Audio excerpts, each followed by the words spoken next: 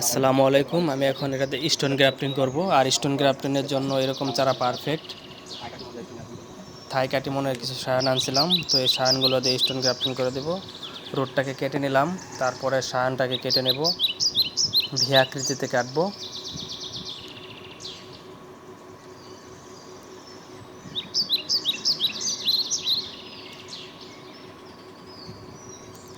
Stone গ্রাফটিংয়ের ক্ষেত্রে সায়ানটা খুবই নিখুঁতভাবে কাটতে হয়, দুই সাইডে যেন সমান থাকে, কারণ সমান না থাকলে ভিতরে মিলবে না। আর ক্যাম্বিয়ার লেয়ারটার সাথে যদি না মিলে তাহলে সাকসেসের হারটা খুবই কমে যায়।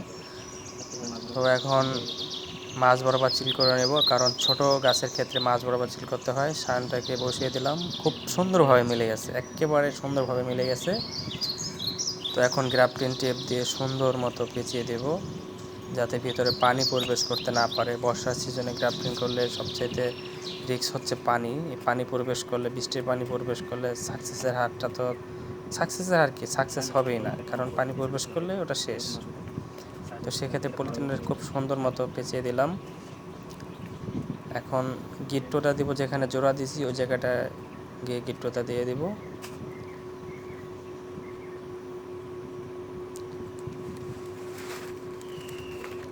হয়ে গেল স্টোন গ্রাফটিং।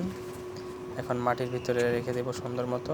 আর শিকড়টা খুব সুন্দর আছে, শিকড় ড্যামেজ হওয়ার কোনো সম্ভাবনা নেই, সাথে আঠিও আছে। তো সুন্দর একটা চারা হবে এখান থেকে ইনশাল্লাহ। আপনারা চাইলে এভাবে স্টোন গ্রাফটিং করতে পারেন। স্টোন গ্রাফটিংয়ের ফলাফল খুবই সুন্দর।